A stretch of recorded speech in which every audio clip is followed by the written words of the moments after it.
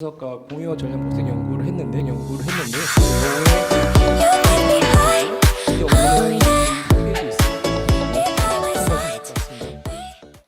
그러니까 어쨌든 뭐 초도 산업 기본 계획도 사항에서 보면 제일 크게 주안점 둔 게 경쟁 체제와 그리고 민주 사회 확대 또 그런 부분인데요.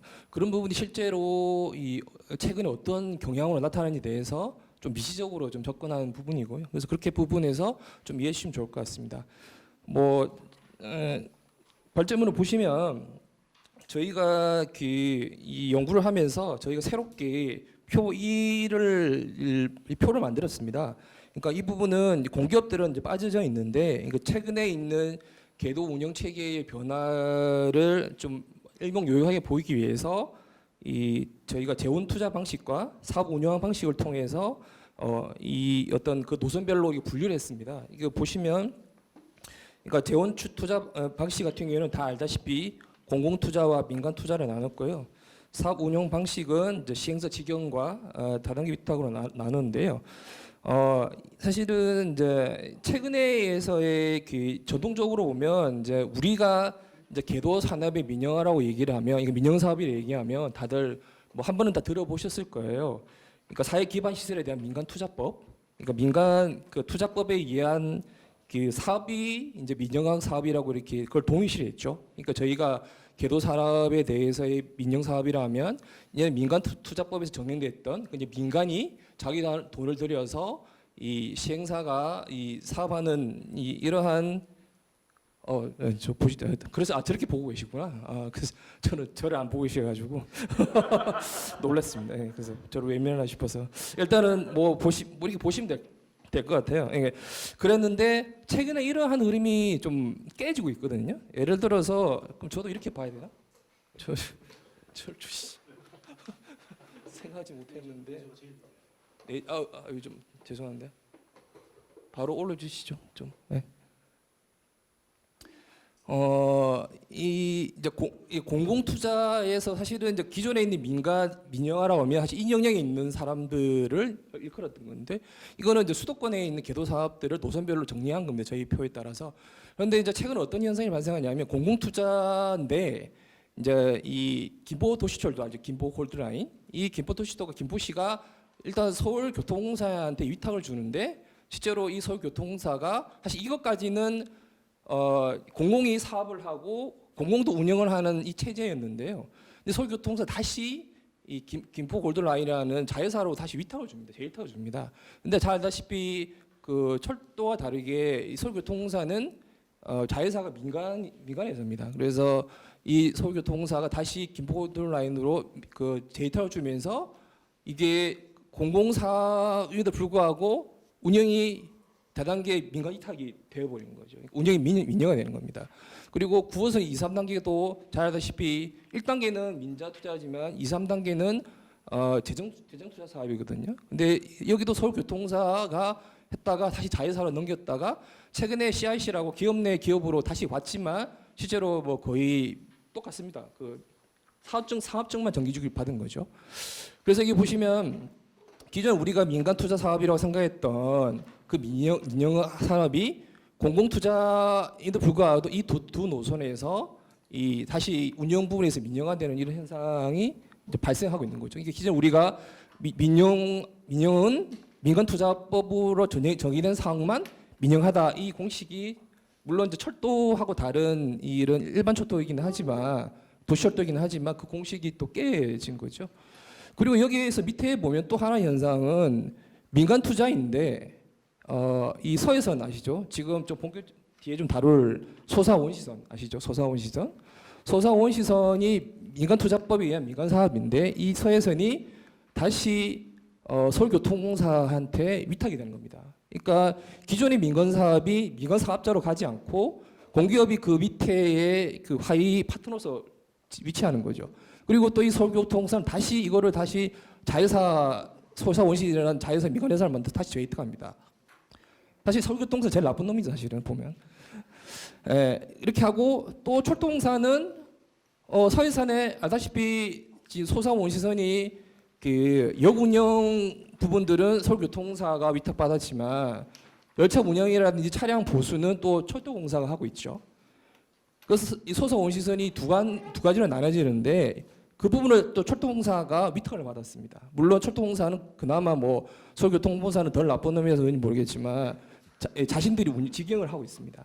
근데 어쨌든 중요한 거는 민간 사업인데 민간 기업으로 가지 않고 공기업이 거기에서 위탁을 받는 형태가 발생하는 거죠. 그래서 이러한 부분에서 보시면 이렇게 발생한다. 그러니까 이게 어째 보면 뭐 작은 변화일 수도 있겠지만 기존에 우리가 생각했던 민영화의 개념이 사실은 상당히 확장이 되는 거고 공기업도 충분히 민간 투자 사업에서의 공부를 할 수 있다는 얘기인 거죠. 그런데 이게 입안에 이의 어떤 사항이 문제가 아니라 뒤에 보시면 알겠지만 지금 앞으로 서울시 제2차 도시철도망 계획에 따르면 민주사업이 뭐 신림선, 경전철, 동북선, 위례신산선에서 한 4개의 노선이 민주사업으로 작년에 발표했는데요. 지금 건설되고 있고 실제로 재정사업으로도 한 5개 노선이 건설되고 있습니다. 그리고 수도권에서 잘 알다시피 GTA 노선, 대곡의 소사선 노선, 그리고 신안선 등의 여타 민주사업도 진행되고 있죠. 그러니까 앞으로 아까 얘기했던 그의 모델이 노선들이 재정사업이든 민주사업이든 이렇게 늘어나면서 충분히 확대될 여지가 있는 거죠. 예를 들어서 재정사업이지만 민간 기업들뿐만 아니라 공기업 자회사가 충분히 운영할 수 있는 민영이 확대될 수 있는 거고요. 그리고 또 민주사업이지만 이 민간 기업뿐만 아니라 공기업이 다단계 위탁에 참여할 수 있습니다. 예를 들어서 지금 GTX-A 노선 같은 경우에는 지금 뭐 벌써부터 해서 서울교통공사라든지 다른 공기업들이 낙찰을 받으려고 사실 많이 노력하고 있죠. 신안선도 마찬가지인 거고요. 그래서 이런 부분에서 기존에 우리가 생각했던 민간과 공공의 사업에 있어서의 그 균형 개념이 허물어지고 있고 실제로 공기업도 자신들의 본연의 위치를 망각하고 뭐 닥치는 대로 위탁 운영을 할 수 있는 상황입니다. 그 다음에 뭐 아무래도 좀 오늘 뭐 철도 분들이 오셨으니까 철도에 관련된 얘기를 좀 드릴 수 있을 것 같은데요. 그래서 이렇게 해서 어쨌든 무분별하게 민주사업도 하고 또 공기업이 민간 사업에 하이 파트너로 가면서의 그 문제점을 드러내는 게 사실 서해선이거든요. 아까 얘기했던 그 대곡 소사와 소사 원시선에 대한 문제인데 이 보시면 알겠지만 대곡에서 이 소사 그리고 소사에서 원시 그리고 원시에서 그 송산에서 홍선의 이 노선이 서해선에 상당히 중요한 노선입니다. 뭐 알다시피 이 부분이 경의선으로 연결이 되고 그리고 이 홍선에서는 장항선으로 연결이 되고 또 이게 고속철하고 연결이 되기 때문에 이 서해선 같은 경우에는 국가 주요의 간선철도망이고 통일 시대를 대비한 핵심적 노선입니다. 그런데 불구하고 이 노선이 대곡 소사, 소시오 본사가 각각에 있는 노선별로 쪼개졌던 거죠. 이게 최근에 일어난 일입니다. 그래서 밑에 보시면 이 그 대곡 소사 홍선까지 이 노선에 대한 일반 현행이 있는데요. 소사 원시 대곡 소사는 다 BTL 사업이고 송산에서 홍성은 재정 사업입니다. 이게 보시면 2011년도에 착공해서 이미 소사 원시는 2018년도 개통을 했고 대곡 소사는 이제 21년 개통 예정이고 송산 원사도 22년 개통 예정입니다. 근데 사업 시행자는 이 재정 사업이니까 당연히 철도시설공단이 있고 이 민간 사업이기 때문에 1회1과 서부광역철도 대곡 소사는 서부광역철도라는 또 이 민간 시업자가 같이 하고 있습니다. 이렇게 보시면 그렇게 되는데요. 그래서 지금 보면 이 중요한 간선철도망에도 불구하고 대곡 소사와 소사 원시를 다 각각에 쪼개서 민간 사업자들한테 준 거죠. 그래서 여기까지는 다 공공에서 하는 공공 노선인데 이까지 노선인데 여기까지 노선이죠. 근데 소사하고 이 노선은 또 민자로 해버리는 노선입니다. 그런데 어떤 문제가 발생하느냐 밑에 좀 내려보시면 이거는 제 얘기가 아니라 국토부 문건이거든요. 왜냐하면 저희 노조 아다시피 서해선 지부가 있습니다. 서해선 지부가 지금 있기 때문에 서해선 지부를 통해서 국토부에 자료를 요한 건데요. 이런 국토부 스스로가 서해선 분할 운영 문제점을 인식하고 사업 재구자를 추진하고 있습니다. 그러니까 이거는 제가 쓴 게 아니라 국토부 문건인데요. 국토부 서해선 사업 재구조 추진을 보면 국토부 서해선은 아까 이게 송산 홍성은 재정 사업이고 등등 되는데 이런 원사부터 소사 대구까지의 상부 이 부분은 민자로 됐기 때문에 일관된 운영 체계가 필요하다. 막상 어쨌든 민자로 건설을 했는데 이 노선을 운영하려고 보니까 복잡하게 이렇게 쪼개져 있어서 운영이 불안정할 수밖에 없다는 거죠. 특히나 대국 소사가 2022년도에 개통 예정인데 그 전에 뭔가의 재구조가 필요하다는 얘기를 하고 있는 겁니다. 이때 보시면 그러니까 지금 현행의 소사 운시가 지금 시행사가 두 개로 나눠져 있죠. 하나는 서부광역철도와 일레일인데 일레일이 여구 운영하고 운전 취급들을 담당하면서 서울교통사를 통해서 서서 원시를 줬고 서부광역철도는 다시 코레일한테 줬는데 이렇게 된 이유는 아마 이제 일레일 민간 사업자가 운송 면허가 없으니까 실제로 열차 운영을 할 수 없기 때문에 이렇게 쪼개서 준 겁니다. 그러니까 사실은 저도 이런 건 처음 봅니다. 민자사업에서 보통 민자사업을 하게 되면 사업 시행자가 하나 있는데 국토부에서 어쨌든 일레일을 몰아주려고 했던지 모르겠지만 시행사 두 개를 나누는 상태 복잡해지는 거죠.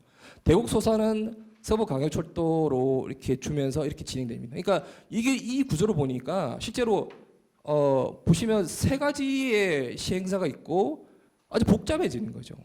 다단계 위탁 구조인 것뿐만 아니라 이 가로축으로 보더라도 시행사가 너무 많기 때문에 이게 안전성이라든지 통합 운영에서의 문제가 생기니까 국토부 스스로가 재구조하는 건데 어쨌든 이 내용은 좀 복잡하지만 중요한 거는 어쨌든 코레일을 통해서 코레일이 다 운영을 시키는 겁니다. 상부 구조로 다 주는 건데요. 그러니까 이게 보시면 코레일이 사업 시행자가 되는 거예요. 그래서 이것도 이 구조가 참 말이 안 되는 게 저도 이걸 보면서 상당히 자료 보면서 이해가 안 되고 했는데 어쨌든 국토부 생각은 민간 사업자들을 쫓아낼 수가 없으니 민간 사업자들은 시설 관리로 국화시키고 나머지 모든 상부 운영은 열차 운영부터 시작해서 역 운영이 모든 상부 운영은 코레일로 다 몰아넣는 그런 형태이거든요. 그러다 보니까 무리하게 코레일이 시행사인데 또 코레일이 다시 또 위탁을 주는 거예요. 또 이런 이상한 구조입니다.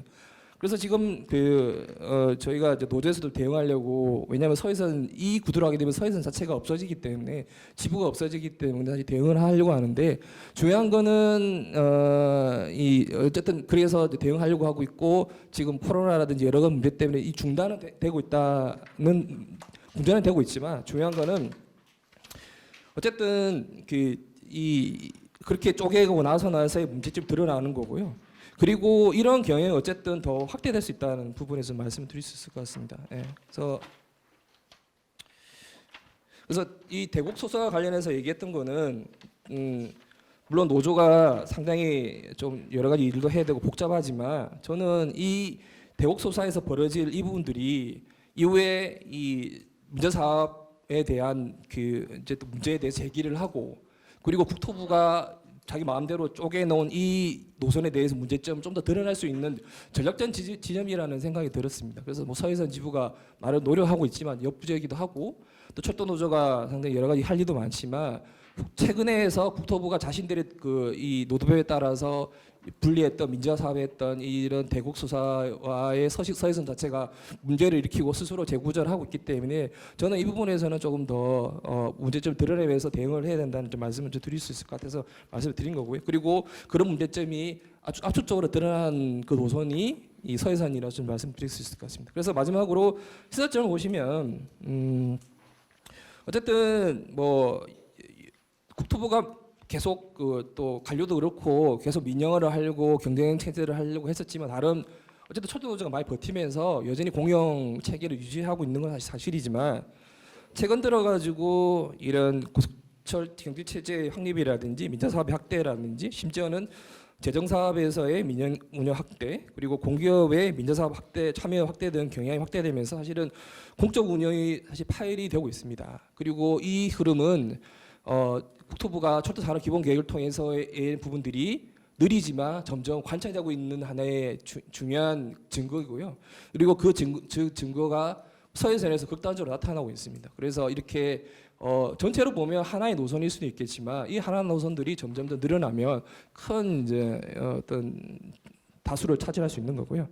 그리고 특히나 이 또 문제점이 뭐냐면 노조 입장에서 보면 특히 민영철도 소속 노동자들은 전체 인원 대비 4% 정도의 적은 규모이긴 합니다. 이거는 그 제가 자료가 없어서 제가 나름대로 숫자로 다 계산한 건데요. 전체에서 한 70%는 여전히 도시철도와 코레일에 있는 정규직 노동자들이 10%가 점유하고 나머지의 한 44% 정도가 적은 규모이기 때문에 어쨌든 숫자를 보면 크게 영향을 안 줄 수는 있을 것 같습니다. 하지만 저희가 이 연구에서도 좀 얘기를 했지만 이 4%에 불과한 민영철도의 그 노동 조건들이 뭐 다 예상하시겠지만 저임금이라든지 통속근무, 특히 기술 분야에 있어서의 이제 다기능 아주 극대화된 이 통속근무라든지 영무에서 1인 근무, 오히려 또 무인 근무도 하고 있고요. 이런 부분들이 이렇게 노동 적계에 처해 있는 거죠. 그래서 아마 이런 부분들이 초정컨대 공기업 정규직들을 우회해서 실험하려는 테스트베드 성격을 가졌다고 보는 거죠. 왜냐하면 어떤 사업장에서의 그 업무의 외주화 부분에서는 계속 정규직들의 반대도 있고 노조의 반대가 있기 때문에 사실은 상당히 부침을 겪는데 아예 노선 전체를 다 민영화시켜 버리면 마음대로 노조도 없고 마음대로 할 수 있는 부분들이 있는 거죠. 실제로 저희들이 인터뷰를 해보니까 그런 테스트 베스트의 성격이 강하다고 얘기를 하고요. 그리고 저는 이거를 어떻게 또 확인했냐면 제가 한 3년 전인가 인천 지하철에 어떤 그 안전관리체계위원회라는 거버넌스에 들어간 적이 있는데 끝나고 나서 이제 티타임을 하고 있었는데 거기에 있는 이제 뭐 관료라든지 전문가들이 대뜸 이제 철도의 산업의 많은 정책들은 노조 회피 전략이라고 얘기를 하더라고요. 아마 같은 편이라고 해서 저한테 그런 얘기를 했는지 모르겠지만, 그러니까 그런 그 관료들이나 공무원들이 철도 산업에서의 이런 정책들은 결국은 정규직 노조들을 회피하기 위한 정책이고 그게 이제 합리적으로 해석이 안 되는 거죠. SR의 이 분할에 여러 가지 보면 하지만 궁극적으로는 이런 정규직 노조, 철도 노조라든지 지하철 노조를 봉쇄하고 이런 봉쇄하기 위한 하나의 그 관점으로서 정책을 피고 있는 거고요. 그리고 최근에 있는 민영철도에서의 이런 흐름도 그렇게 연장선에서 볼 수 있는 거죠. 그래서 뭐 이 직업에 있어서의 이 종사주 수는 적지만 이 부분들이 어떻게 더 이 모델에 대해서 확대할지는 모르는 거고, 그리고 그런 것들이 철도 산업 기본 계획이 이미 명시가 돼 있고 정부가 적극적으로 추진하고 있는 거죠. 민주당이든 뭐 통합당이든 상관없이. 그래서 좀 더 이 추진 중에 있는 계도 민주 사업에 대해서 좀 더 적극적인 대응이 사실 필요한 거죠. 왜냐하면 이게 결과적으로는 우리 정규직들한테 부메랑을 날 수 있는 소지가 많고요. 그래서 민전 5선의 어떤 공영화라든지 그리고 9호선 1단계의 사례처럼 최소한 민간 회사를 내보내고 직행을 할 수 있는 어떤 그런 부분이 필요할 것 같고요. 그리고 아까 뭐 이 부분은 제가 잠깐만 얘기를 하려고 했었는데 아까 우리 그 두 분의 김태승 교수님이라든지 전효 연구원님이 교통 재정 체계를 얘기를 좀 해서 제가 조금은 더 언급을 하자면 이 부분도 사실 저희가 작년에 교통 에너지 환경세와 지역 대중교통 재정과 연구를 통해서 그 교통 에너지 환경세를 어떻게 하면 대중교통 투자를 위한 전환할 수 있는 데서 연구를 좀 했었습니다. 알다시피 그 우리나라의 교통 체계는 이 유류세에서 나오고 있고 그리고 유류세의 대부분들이 다 도로로 투자되고 있는 거죠. 근데 이제 최근에서의 이에 대해서 조금 재밌는 현상은 작년에 이 유류세가 한 교통 택배 티tle 폐기가 한 16조 정도 되는데요. 그게 한 반 정도가 도로에 투자되고 있는 거죠. 그런데 작년에 어떤 현상이 발생했냐면 그 교통 택배 시설 교통 회계 내에서의 돈을 다 쓰지 못해서 한 6조 원 정도가 남았습니다. 그 왜 남았냐면 도로가 너무 많이 투자를 해서 더 쓸 데가 없는 거죠. 예, 그래서 도로를 쓸 수가 없어가지고 도로 개정이 반이 넘어가는데 그 도로를 다 못 써서 그 부분이 6조가 됐고 그게 공공개탄기금으로 기재부로 다시 넘어갔습니다. 그걸 못 쓴 거죠. 그리고 지금 상황에서 철도가 더 늘어나고 있기는 하지만 철도는 이 교통 특별하게 문제점이 뭐냐면 이 박스로 처리되어 있거든요. 아무리 그 철도를 많이 투자하고 싶어도 철도는 범위가 그 레인지가 전체의 45%를 못 넘어가겠습니다. 그래서 아무리 쓰고 싶어도 정상적인 사고를 한다면 도로에서 많이 못 썼으면 그 돈을 철도로 땡기면 되는데 이 레인지가 45% 걸려 있으니 법에 걸려 있으니 그걸 못 넘어가는 거죠. 그러니까 이 철도는 더 필요한데 못 써서 이렇게 되어 있고 도로는 남아 돌아와서 그를 다시 반납한 토해내는 이런 이상한 현상이 벌어지고 있어서 저희는 그래서 어쨌든 이 교통회계를 새롭게 재구성해서 새로운 이제 이 대중교통 특별회계를 만들려고 얘기를 좀 드리고 있는데 어쨌든 특히나 코로나 이후에 지금 다른 나라와 마찬가지 우리나라의 지금 경영기관 적자가 심각합니다. 특히나 우리나라 같은 경우에는 대부분이 운수 수입으로 운영되고 있기 때문에 요금 의존도가 사실 높습니다. 사실 요금 의존도가 높은 기관들이 당연히 그 코로나 이후로 인해 있는 그 수송 감축에 크게 영향을 받겠죠. 그리고 알다시피 우리나라는 보조금이 적기 때문에 앞으로 이 이제 코레일이나 지하철이 타격이 클 거로 예상이 되는데 더 이상 이 노조도 그렇고 그리고 앞으로 코로나가 계속 뉴노멀이 될 것이고 코로나가 뉴노멀이 되면 사는 당연히 대중교통 안 탈 겁니다. 자동차 탈 오히려 수가 늘어날 수가 있죠.